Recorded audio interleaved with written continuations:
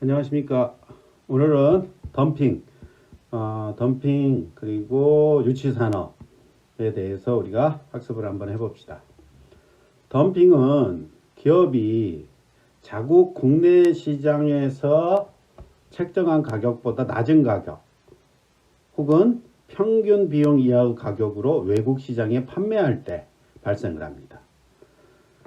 자, 이렇게 하는 이유가 여러 가지가 있겠지만, 대표적인 게 외국 기업이 자국 기업에 손실을 입혀가지고 파산하게 함으로써, 그렇죠? 시장에서 퇴출시켜버리면 자기가 그 시장을 다 약탈해버리는, 그렇죠? 그런 상황이 발생할 수도 있겠죠. 그래서 이런 덤핑을 약탈적 덤핑이라고 말합니다. 자, 덤핑은 WTO 규정에 의해 규제되고 있어요. 하지 말라는 규정이 있습니다. 그러나 실제 무역에서는 자주 발생을 합니다. 그 이유가 외국에서는 우리 국내 가격을 잘 모를 거다. 평균 비용 가격을 잘 모를 거다. 그렇죠? 그걸 알아내려면 좀 시간적으로 좀 알아내는 게 어려울 수도 있겠죠. 그렇죠? 이 경우에는 덤핑을 할 경우에 WTO 규정에 있습니다. 우리가 지난 2주 전에 아마 가트 WTO 규정을 잠깐 살펴보았죠. 자, 그러면 외국 기업이 덤핑을 하면 언제든지 관세를 부과할 수 있습니다. 이런 관세를 반덤핑 관세라 부른다. 엔타이 덤핑 듀티라고 말한다. 자, 우리는 얼핏 보면 참 비경제적인 것 같죠. 국내 시장에서는 5달러에 파는데 외국 시장에서는 3달러에 판대요. 그 다음에 원래 만드는 데 드는 비용이 5달러인데 3달러에 판대요. 언뜻 보면 비경제적일 수도 있지만 덤핑을 통해서 이윤을 창출할 수 있습니다. 그거에 대해서 우리가 한번 살펴보도록 하겠습니다. 예, 많이 써놨는데 이 그래프만 이해하면 됩니다. 자, 외국 독점자입니다. 지금 외국. 자, 조금 이제 우리가 이전하고 생각을 달리 해야 돼요. 이건 외국 국내 시장입니다. 이거 자국이 아니라 외국 국내 시장의 상태를 나타낸 그림입니다. 외국 국내 수요 곡선이 이렇게 됩니다. 그래서 D스타라고 표현했죠. 그렇죠? 외국 국내 시장입니다. 그러면 외국은 국내에서의 한계 수익 곡선은 MR 스타 이렇게 표현할 수 있겠죠. 자, 외국의 독점 기업의 국내에서의 한계 비용 MC 스타입니다. 그렇죠? 이 상황이었어요. 그런데 이 외국의 독점 기업은 자국으로 아주 낮은 가격의 상품을 수출하려는 의도가 있습니다. 그 가격을 P라고 봅시다. 자, 외국의 독점 기업은 자국으로 지금 어떤 상품을 수출하는데 엄청 낮은 가격, 그렇죠? P에 이렇게 수출하려고 생각을 합니다. 그렇죠? 그래서 외국의 독점 기업이 자국에 수출해서 얻게 되는 한계 수익 곡선은 이겁니다. 그렇죠? 한계 수익 곡선. 자, 외국은 이렇게 생각합니다. 자, 자기가 얻게 되는 한계 수입, 외국 시장에서 얻게 되는 한계 수입과 국내에서 생산하는 한계 비용이 일치하는 점. Q1만큼을 우리가 생산하자. 이만큼을 생산을 합니다. 그렇죠? 이만큼을 생산을 합니다. 자, 이만큼을 생산을 하면 가격은 P고 Q1에서 AC는 어디예요? AC. 여기네요. 그렇죠? 음의 이윤이 발생을 해버리면 이만큼 음의 이윤이. 그렇죠? 자, 이 기업은 어떻게 해요? 이제 일정 부분을 국내 시장에서 팔게 됩니다. 국내 시장에서 팔게 됩니다. 어떤 점에서 파냐면 양시장에서의 MR이 동등해지는 이 점. 그렇죠? 직관적으로는 지금 MR 이꼴 MR 스타입니다. 외국 국내 시장에서 얻게 되는 한계 수입과 외국 시장에서 얻게 되는 한계 수입이 일치하는 지점에서 국내 판매와 수출을 나누게 됩니다. 왜냐하면 만약에 MR 스타보다 크다. 그럼 어떻게 해야 돼요? 수출을 더 많이 해야겠죠. 그렇죠? 만약에 MR 스타가 MR 자국 시장에 수출해서 얻게 되는 한계 수입보다 크면 국내 시장에서 외국의 국내 시장에서 더 많이 팔아야 돼요. 어떨 때 국내 시장과 국내 판매와 수출을 정할 것인가는 두 시장에서의 MR이 똑같아지는 이 지점. 그렇죠? MR 스타 그다음에 MR 두 개가 일치하는 지점은 여기네요. 그래서 Q2를 이만큼을 국내에서 판매하고 이만큼을 수출하면 되겠구나. 그렇죠? 자, 국내에서 Q2를 하면 가격을 어떻게? 이만큼을 할 수 있네요. 그렇죠? 이만큼. 그렇죠? 이만큼이네요. 이만큼. 이만큼의 가격을 받을 수 있네요. 국내 시장에서. 그렇죠? 국내 시장에서. 아까 생산했을 때의 한계 평균 비용은 여기니까. 얼마만큼이 이익이에요? 요만큼. 색깔을 다른 걸로 봅시다. 요만큼의 양의 이윤을 국내 시장에서 얻게 되네요. 그렇죠? 그렇죠? 요만큼이 뭐예요? 요만큼. 외국 시장에서 Q1을 생산하는데 비용이 AC 들었어요. 그렇죠? 요만큼이 비용이 들어가 버려요. 비용이. 그렇죠? 그래서 결국은 국내 시장에서 얻게 되는 이익이 낮은 가격에 외국 기업이 자국으로 수출했을 때 얻게 되는 음의 이윤을 초과하게 된다. 그래서 궁극적으로는 덤핑이 이익을 창출할 수 있다. 그 이야기입니다. 그렇죠? 그 이야기입니다. 자, 됐죠? 여기 뭐 있는데 다시 한번 볼까요? 그냥? 자, 외국 독점 기업은 국내 시장과 수출 시장에서 서로 다른 수요 곡선에 직면한다. 그렇죠? 아까 국내 시장에서 직면하는 수요 곡선, 외국 기업이 자국 시장에 수출해서 직면하는 수요 곡선은 P, 그러니까 가격에서, 그렇죠? 여기는 뭐라고 했죠? 기억이 제가 잘 안 나는데 봅시다. 그래, P라고 했네요. 그렇죠? 외국이 자국 시장에서 수출해서 직면하는 수요 곡선이 이거. 외국 국내 시장에서 직면하는 수요 곡선이 이거. 그렇죠? 각각 다 다르죠. 그렇죠? 다 다르게 된다. 그 말이죠. 자, 그래서 외국 독점 기업은 국내 시장에서 수요 곡선과 한계 수입 곡선은 이렇게 되고, 그렇죠? 외국 독점 기업은 자국 수출 시장에 직면하는 수요 곡선은 수출 가격 P 스타의 수평이다. 그렇죠? 수평이다. 그렇죠? 수평이기 때문에 이게 MR 곡선이기도 하다. P가 수평이면 MR 곡선도 수평이 되죠. P가 수평이면 그게 바로 MR이 돼버리죠. 왜 그래요? 직관적으로. 자, 우리 완전 경쟁 시장에서 예전에 많이 학습을 했을 건데,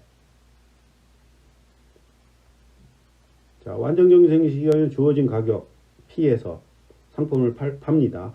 하나를 파나 100개를 파나 10,000개를 파나 항상 P만큼밖에 못 받아요. 하나 팔 때마다 증가하는 수입의 증가분이 뭐예요? MR이에요. P로 일정하지요. 그렇죠?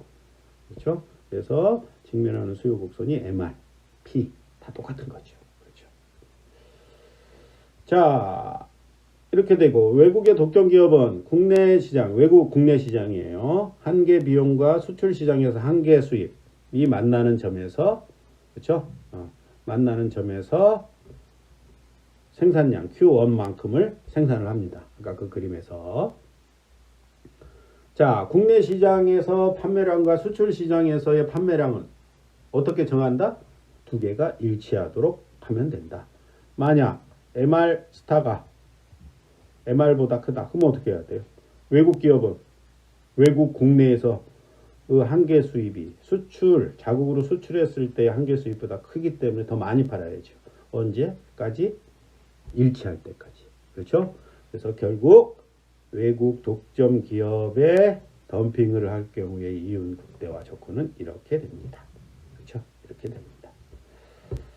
자, 이렇게 되고 외국 독점 기업은 P스타 가격에 국내 시장에서 Q2만큼을 판매합니다. 그렇죠? 나머지 부분을 수출 시장에 판매하게 됩니다. 그렇죠? 보면은 가격이 이렇게 되기 때문에 덤핑을 하고 있다. 그렇지만 국내 시장에서의 양의 이익이 수출 시장에서의 음의 이익보다 크다. 그래서 결국 덤핑으로도 이윤을 창출할 수 있습니다. 그렇죠? 이게 덤핑의 경제적인 이유입니다. 자, 예전에도 말했지만 WTO 규정 하에서는 수입 국가는 외국 기업이 덤핑을 하면 언제든지 반덤핑 관세를 부과할 수 있습니다. 그렇죠? 아까 말했듯이 수입품의 가격이 수출 기업이 국내에서 책정하는 가격보다 낮거나 평균 생산 비용, 그렇죠? 생산 비용보다 낮게 되면 덤핑으로 간주를 합니다. 그래서 반덤핑 관세를 부과할 때 그 차이, 그렇죠? 수출 기업의 국내 가격과 수입 국가에서의 덤핑 가격의 차이로 보통 반덤핑 관세를 부과한다. 그러면 자국 정부는 왜 반덤핑 관세를 부과해요? 우선 우리 그림 9-7에서 그렇죠? 관세를 부과하면 어떻게 된다? 교육 조건 개선 이익, 그렇죠? 교육 조건의 개선을 만들 수 있다. 그래서 교육 조건 개선 이익을 얻을 수 있기 때문에 반덤핑 관세를 부과한다. 외국의 독점 기업에. 그렇죠? 9-7 그림 보면 관세를 부과하니까 그 관세의 일정 부분은 누가 부담해요? 외국 기업이 부담을 하지요. 외국 독점자가. 일정 부분은 국내 소비자들이 이제 부담도 하지만, 그렇죠? 결국 외국 기업이 수출하는 가격이 낮아지기 때문에 교육 조건이 개선이 되는 거죠. 그렇죠? 그렇지만 소비자 가격도 약간 상승한다. 9-7 그림. 자, 그러면 이런 반덤핑 관세가 많이 사용되는데 그 예. 미국이 중국산 태양광 패널 수입에 반덤핑 관세를 부과했대요. 2012년 11월 미국은 중국산 태양광 패널, 그렇죠? 수입에 반덤핑 관세를 부과했대요. 반덤핑 관세하고 약간 비슷한 게 상계 관세라는 게 있습니다. 상계 관세. 이것도 부과했대요. 상계 관세는 무엇이냐면 외국 정부가 자국의 수출 기업에 보조금을 지급합니다. 수출할 때마다 중국이 태양광 패널을 생산하는데 반덤핑, 덤핑을 하기도 하고 자국 태양광 패널 생산 업체에게 보조금을 지급합니다. 그렇죠? 그러면 더 낮은 가격에 미국으로 수출할 수 있겠죠. 그렇죠? 이럴 때 부과하는 관세를 상계 관세라고 말한다.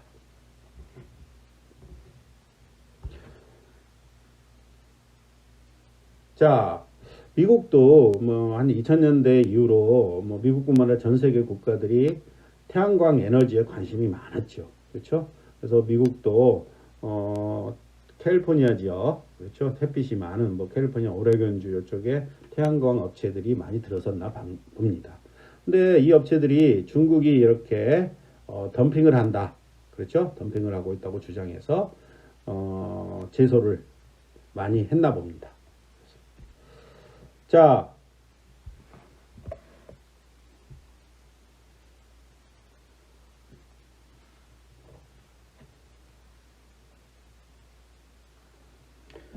자, 외국 기업들은 반덤핑 관세를 부과받으면 수출 가격을 낮춘다. 그렇죠? 외국의 9-7 그림에서 보면 외국이 수출을 하는데 아주 낮은 가격에 했어요. 근데 자국 정부가 반덤핑 관세를 부과하면 수출 가격이 약간 낮아진다고 했어요.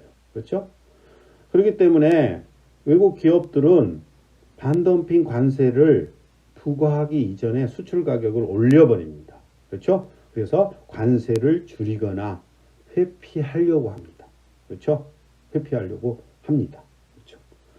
자, 그런데 아까 말했듯이 그러면 자국 정부가 외국 기업에 반덤핑 관세를 부과하면 자국의 입장에서는 수입 가격이 상승을 해버려요. 그렇죠? 그럼 자국의 교육 조건은 악화가 돼요. 그렇죠? 교육 조건이 악화되기도 한다. 이 그림 한번 볼까요? 자, 원래는 아주 낮은 가격, 그렇죠? 낮은 가격에 외국이 자국으로 수출을 했습니다. 그렇죠? 자, 그런데 외국 수출 기업은 자국이 야, 이거 덤핑하고 있구나. 너희들 우리가 반덤핑 관세를 부과할 수도 있다. 이렇게 위협을 합니다. 또 분위기상 인지를 하게 되겠죠. 그러면 가격을 P2로 올려버립니다. 그렇죠? 자국 입장에서는 수입 가격이 상승을 하겠죠. 그렇죠? 수입 가격 상승. 그렇죠? 수입 가격이 상승을 하겠죠. 자국의 입장에서는. 그렇죠? 그러면 어떻게 해요? 소비자잉여 A, B, C, D만큼 감소. 그렇죠? 소비자잉여 A, B, C, D만큼 감소. 생산자잉여 A만큼 증가. 그렇죠? 그 다음에 정부 수입은 없죠. 이게. 왜냐하면 아직 반덤핑 관세를 부과하지 않았잖아요. 그렇죠? 반덤핑 관세를 부과하겠다, 위협하거나 아니면 외국의 기업이 반덤핑 관세가 부과될 수도 있겠구나 하고 선제적으로 가격을 인상했기 때문에. 그렇죠? 여기는 정부 수입은 없다. 정부 수입은 없다. 그렇죠? 정부 수입은 없다. 이거 표시된 거 없나요? 여기 있네요. 여기 있습니다. 그렇죠? 자, 기업들은 A만큼이, 소비자들은 손실. 그래서 얼마만큼이 손실이 돼요? 그렇죠? 얼마만큼? 마이너스 B 플러스 C 플러스 D만큼 손실이 발생을 한다. 손실이 발생한다. 그렇죠? 자, 조금 전에 말했듯이 반덤핑 관세는 실제로 적용되지 않는 경우가 많다고 했어요. 그래서 관세 수입이 발생하지 않아서 자국의 순손실 규모는 B 더하기 C 더하기 D다. 그렇죠? 자, 그러면 반덤핑 관세 왜 위협을 해요? 위협을 해? 자국 기업들을 도와주기 위해서 하겠죠. 후생의 순손실은 발생이지만 자국 기업들 어떤 경쟁에 외국에서 들어오는 상품들의 경쟁에 힘겨워하는 자국 기업들을 보호해 주기 위해서 이렇게 반덤핑 관세를 부과할 생각이 없음에도 불구하고 반덤핑 관세를 부과할 수 있다고 자꾸 위협하는 거죠. 그렇죠? 그래서 시장에서의 경쟁을 줄여주기 위해서. 그렇죠? 그래서 이 반덤핑 관세는 참 전략적으로 많이 이용한다고 합니다. 실제로 반덤핑 관세를 부과할 생각이 없었어요. 그러나 자국 생산자들을 보호하기 위해서 야, 우리가 반덤핑 관세 부과할 수도 있다 이렇게 위협을 합니다. 그러면 외국 업체는 선제적으로 가격을 올려버리겠죠. 그렇죠? 자, 그래서 소송이 좀 남발되는 경향이 있어요. 반덤핑 관세는. 한번 실제 데이터를 가지고 한번 봅시다. 우리가 이제 주목해야 될 부분은 이 부분인데 밑에 위에 부분과 한번 비교해 봅시다. 긴급 수입 제한 조치. 그렇죠? 면책 조항. 이건 중국만 빼냈고. 자, 어떤 산업이 피해를 봤다. 그러면 그 업체들이 먼저 어디에 간다고요? USITC. 그렇죠? USITC. USITC에 가서 국제무역위원회에 가서 우리가 피해를 많이 봤다. 외국 업체들이 불공정한 어떤 행위를 한다. 그래서 우리가 피해를 많이 봤다. 우리를 구제해 달라고 신청을 합니다. 그러면 USITC가 조사를 나가겠죠. 그래서 맞다. 너희 말이 맞다. 그렇죠? 그럼 긍정적인 판결을 할 수도 있고 부정적인 판결도 할 수도 있고 부정적인 판결을 받으면 그거 이제 더 이상 유효하지 않고 자, 긍정적인 판결을 내린 거를 다시 대통령한테 올립니다. 그러면 대통령이 그래. 이 업체들의 주장이 맞구나. USITC 너희들이 긍정적으로 판결한 게 맞구나 하고 긍정적으로 판결을 하면 긴급 수입 제한 조치나 반덤핑 관세가 부과됩니다. 그렇죠? 자, 긴급 수입 제한 조치는 어디가 한번 볼까요? 19, 9건, 3건. 그렇죠? 그러면은 12건, 31건 정도가 이 기간에 긴급 수입 제한 조치가 취해달라고 업체들이 요구를 했네요. 자, USITC는 16건. 그렇죠? 부정적, 긍정적 12. 그렇죠? 12건. 한점 반절 이상이 긍정적인 판결을 받았고 9건에 대해서 대통령이 긍정적으로 판단한 것은 9건이나 됐습니다. 12건에서 9건이나 됩니다. 처음에 제소한 거에 비해서 마지막 대통령의 긍정적인 결정이 난 비율이 그래도 상당히 높습니다. 그렇죠? 50% 이상이네요. 뭐 이게 중국과 관련된 것도 2건, 5건. 근데 대통령이 뭐 한 건만 했기는 했지만, 그렇죠? 자, 반덤핑 관세를 한번 볼까요? 468건, 428건, 332건. 다 더하면 900, 한 1300건이 넘나요? 한 1300건이 넘는데, 여기에서 부정적이 548건, 긍정적이 456건. 그렇죠? 이렇게 되고, 대통령한테 올리니까 148건만 긍정적으로 됐네요. 전체에 처음에 시작됐던 한 1300건 중에서 긍정적으로 판결이 난 건 148건. 10%가 조금 안 되는, 그렇죠? 10%가 조금 안 되네요. 이것처럼 반덤핑 관세를 부과해달라고 업체들이 요구를 합니다. 그렇죠? 요구를 합니다. 그런데 그런 것들은 대부분 위협적인 위협적인 어떤 행위였다. 그걸 우리는 뭘 통해서 할 수 있다? 반덤핑을 해달라는 전체 요구 비율, 전체 요구 건수에서 대통령이 마지막으로 긍정적으로 결정한 이 비율이 너무 낮아요. 그렇죠?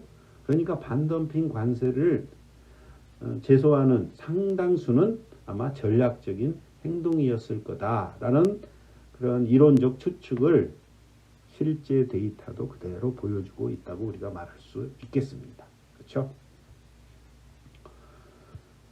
자, 이제 유치산업법 마지막 유치산업. 우리 유치가 뭐예요? 어린이들 영구치가 나기 이전 유치. 그렇죠? 유치.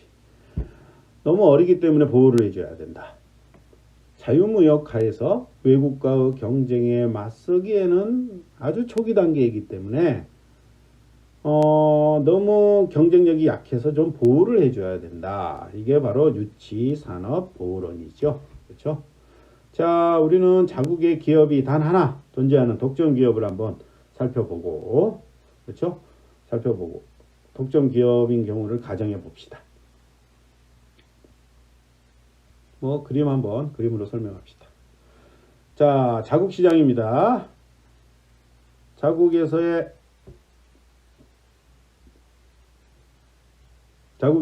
시장 수요 곡선, 그다음에 한계 비용 곡선입니다. 독점 기업입니다. 독점 기업. 자, 이 기업의 한계 비용 곡선은 여기입니다. 외국 자유무역을 할 경우에, 그렇죠? 외국에서 국제 시장에서 세계 가격은 PW입니다. 그렇죠? PW입니다. 자, PW가 되면 PW였는데 만약에 자유무역을 한다. 그럼 국내에 독점 기업도 PW의 가격에 생산을 해야 됩니다.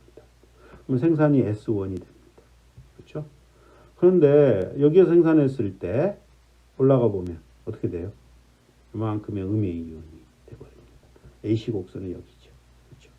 그래서 이만큼의 음의 이윤을 얻게 되더라. 자, 자국의 독점 기업이 아직은 경쟁력이 없어요. 그렇죠? AC 곡선이 엄청 위에 쪽에 그려져 있네요. 그래서 자유무역을 하면 음의 이윤을 얻게 된다. 그래서 결국 생산 활동을 할 수가 없게 된다. 그래서 자국 정부는 관세를 부과합니다. 그렇죠? BW에서 BWT로 가격 인상 효과를 노리겠죠. 그러면 여기에서 생산량은 S2, 생산량 증가하네요. 그 다음에 이 지점에 AC, 제로인이네요. 제로인이면 생산활동을 하죠. 그렇죠? 생산활동을 하죠. 이렇게 관세 때문에 생산활동을 하게 된다. 그런데 자, 이 기업이 현재는 관세 부과 때문에 생산활동을 하게 됐어요. 시간이 지남에 따라 경쟁력을 확보를 했어요. AC 곡선이 이렇게 낮아집니다. 그렇죠? AC 다시로 낮아져 버렸어요. 그러면 관세를 부과하지 않아도, 그렇죠? 관세를 부과하지 않아도 PW 가격에 생산이 가능해집니다. S3를 미래에 생산할 수 있게 됩니다. 그러면 미래에 얻게 되는 생산자잉여는 이거죠. 이면적.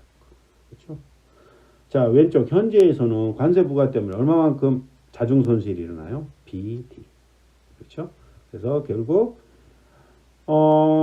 유치산업을 보호하기 위해서 부과하는 관세는 현재에는 BD만큼의 자중 손실을 발생시킵니다. 그러나 미래에 그 기업이 경쟁력을 확보해서 관세를 부과하지 않더라도 E라는 생산자 잉여를 만들어낼 수 있다면, 그렇죠?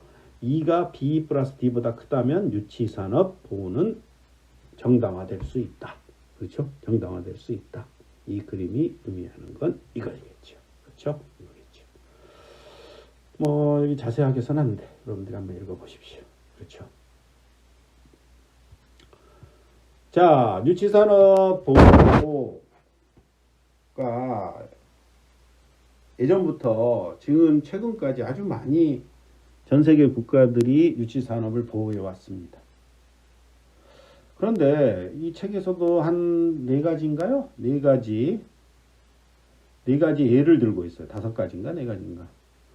한 가지 빼고는 거의 다 실패를 했다.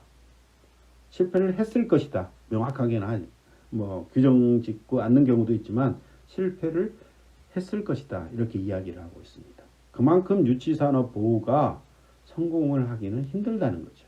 그렇죠? 자, 한번 차근차근 5가지 경우를 한번 살펴봅시다. 첫째, 미국, 유럽, 중국 다 태양광 패널 산업을 보호하려고 엄청난 지원을 했나 봅니다. 모든 국가들이. 그렇죠?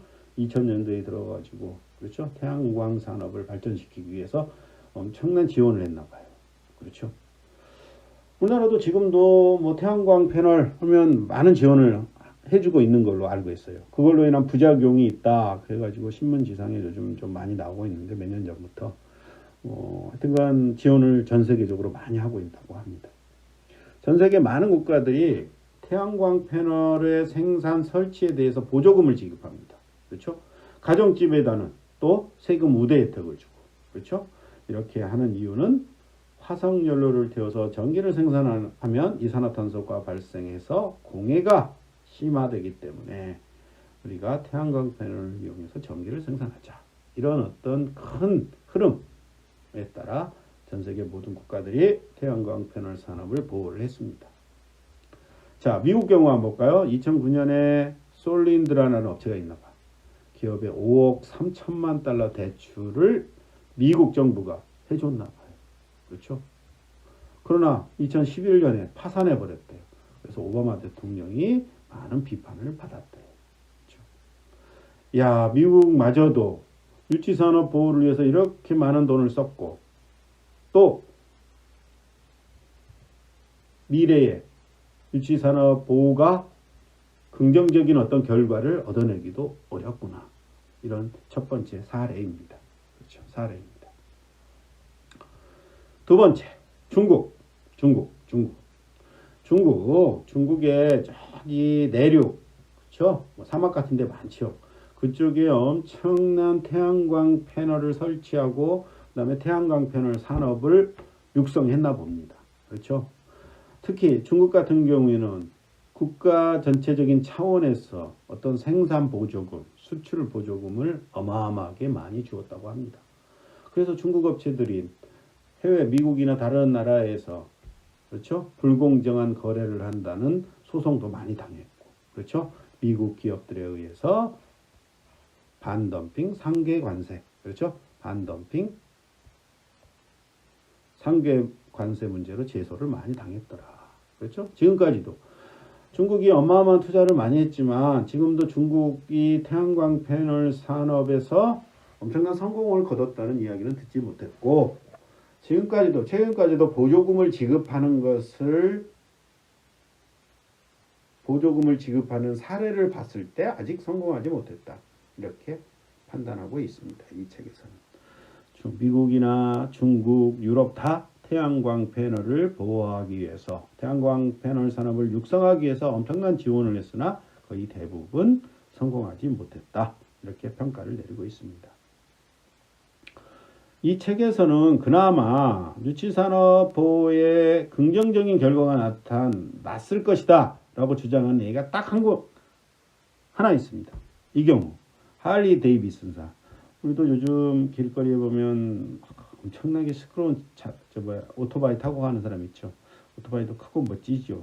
그렇죠? 그게 할리 데이비슨. 보통 일본산도 있지만 할리 데이비슨사의 오토바이가 참 인기가 있죠. 자, 이 미국의 오토바이 생산업체들도 70년대 말, 80년대 일본에서 수입되는 오토바이로 엄청난 피해를 입었나 봐요. 그래서 80년대 초반에 파산의 위기를 맞았대요. 그래서 할리 데이비슨사는 USITC의 통상법 슈퍼 201조에 의해서 보호를 해달라고 요청을 했나 봅니다. 그래서 이 USITC는 이제 왜 이렇게 피해가 막대한 피해를 입었는지를 조사를 나갔습니다. 그렇죠? 조사를 나갔어요. 그래서 보니까 이게 미국, 일본의 어떤 막대한 수출, 오토바이의 막대한 어마어마한 수출, 급격한 단시간의 수출로 인해서 미국의 할리 데이비슨사가 피해를 입었다. 그래서 긍정적인 결과를 내리고 그것을 누구한테 또 한 번 더 재가를 받아요? 대통령. 그때 대통령이 레이건 대통령이에요. 레이건. 여기 있네요. 이분. 그렇죠?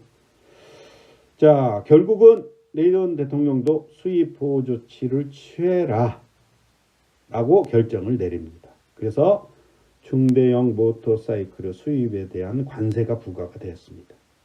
그 이후로 할리 데이비슨사는 어떤 보호막을 이제 그 보호막 아래에서 비용 절감 노력도 하고 새로운 모델도 출시하고 여러 가지 혁신 활동을 했나 봅니다. 결국 수년이 지나서 다시 할리 데이비슨이 예전의 모습을 되찾았다고 합니다.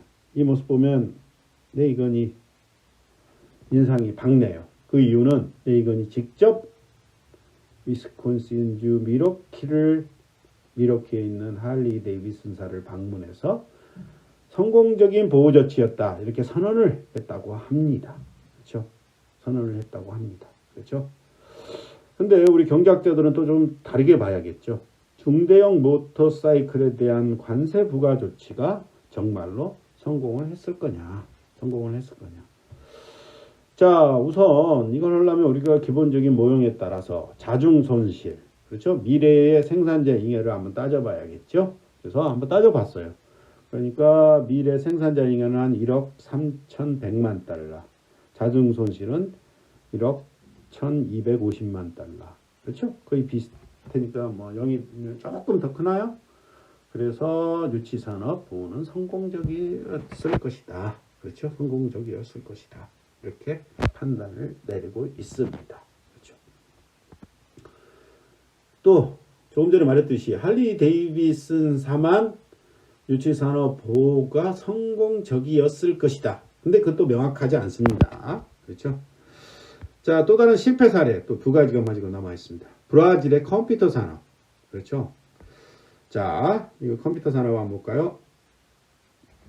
컴퓨터 산업에서는 이런 전자제품에서는 경쟁력을 확보했다. 그 말은 가격을 얼마만큼 하락시켰느냐. 그렇죠? 가격. 자, 예전에 보면 자, 미국과 브라질의 컴퓨터 가격 차이가 이렇게 됩니다. 미국 컴퓨터 가격, 이 가격은 단순히 명목 가격뿐만 아니라 상품의 질을 고려한 가격입니다. 이만큼이 차이가 났어요. 미국은 컴퓨터 제조업체들이 경쟁력이 있기 때문에 가격을 엄청 낮출 수 있었습니다. 그러나 브라질은 경쟁력이 없기 때문에 가격을 낮출 수가 없었어요. 그렇죠? 그 이후로 브라질이 어마어마하게 컴퓨터 산업에 대한 지원을 했나 봅니다. 그렇죠? 컴퓨터 산업을 한번 육성해 보자. 근데 가격 차이는 계속 유지되어 왔습니다. 이때는 뭐 거의 더 벌어지기도 했네요. 그렇죠? 이렇게 말할 수 있겠죠? 브라질의 컴퓨터 산업 육성은 성공적이지 못했다. 그렇죠? 성공적이지 못했다. 그렇죠? 유치산업 보호 정책이 성공을 거두지 못한 데는 많은데 가장 잘 알려진 사례는 브라질의 컴퓨터 산업이다. 그렇죠? 브라질의 컴퓨터 산업이다. 그렇죠? 방금 그 그래프를 통해서 우리가 알 수가 있다. 그 다음에 어떤 연구자들이 이제 연구를 해봤어요. 그렇죠? 연구를 해봤어요. 손실이 얼마나 되냐? 보면 84년 뭐 5,100만 달러, 그렇죠? 1,000만 달러가 넘기도 했네요. GDP의 0.01에서 한 0.4%의 손실이 발생을 했네요. 그렇죠? 그래서 브라질의 컴퓨터 산업은 관세 없이는 결코 생산이 가능하지 않았으며 관세에 의한 미래의 이익은 전혀 없는 것으로 이해할 수 있다. 손실만 이렇게 많이 발생시켰다. 그렇죠? 자, 유치산업 보호가 얼마나 어려운지 알 수 있다. 자, 마지막으로 중국. 자, 뭐 여기 정황이 써져 있는데 중국이 이전부터 자동차 산업을 키우기 위해서 수십 년 전부터 엄청나게 노력을 했습니다. 자동차 산업이 중국의 자동차 산업이 세계적인 경쟁력을 확보를 했습니까? 확보 못했죠. 그렇죠? 자, 최근에는 우리가 물론 그렇게 결론 내릴 수 있어요. 확실히. 그래서 중국은 최근에는 뭐 전기 자동차로 곧장 가겠다 이런 플랜도 세웠죠. 그렇죠?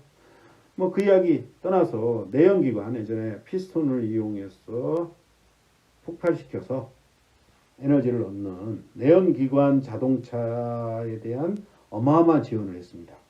결국은 실패했다고 제가 조금 전에 이야기했는데 그 내용에 대해서 한번 봅시다.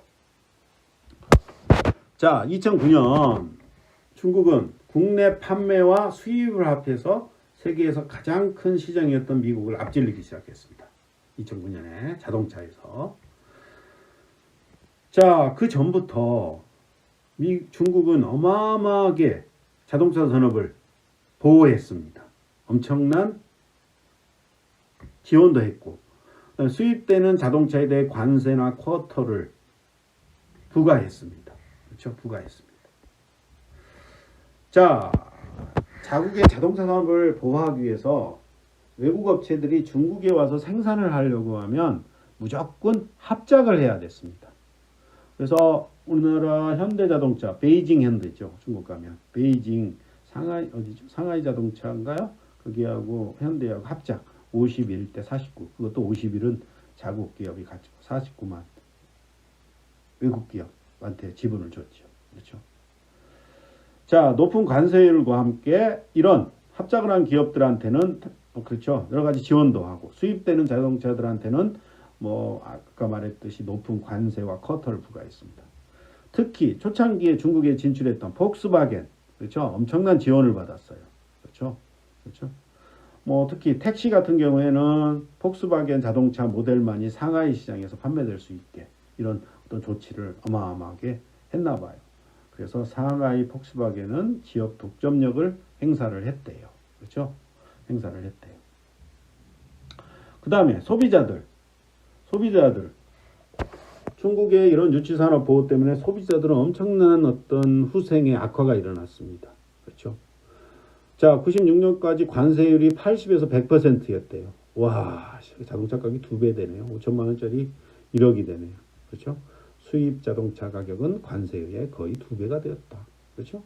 이만큼 국내 자동차 생산에 엄청난 지원을 했다는 거죠. 그렇죠?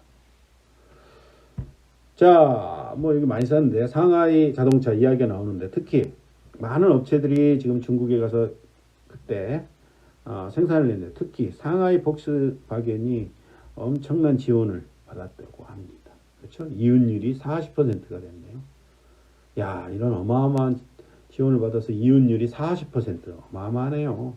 이윤율이 40%면 진짜 거의 강물 파는 상태이네요. 그렇죠.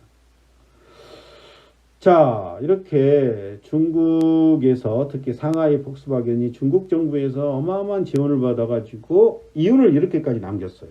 그러면 중국 자동차 산업이 성공을 했느냐? 그렇죠? 성공을 했느냐? 결론적으로 말해서 우리가 상식적으로도 우리 주변에 느끼기에도 성공했다고 말할 수 없겠죠.